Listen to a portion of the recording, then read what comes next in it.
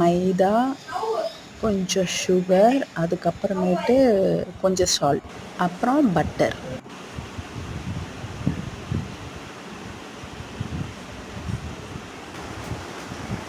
அப்புறம் பேட்டரை நான் மிக்சியில் அடிச்சுட்டு மிக்ஸ் பண்ணிகிட்ருக்கேன்.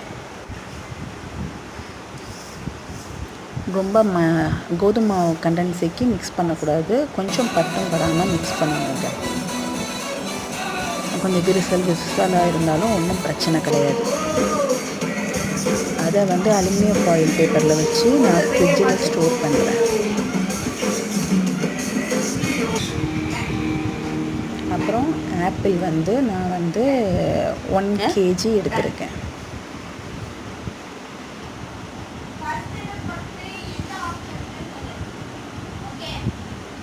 எல்லாம் தோல் சீவியாச்சுங்க.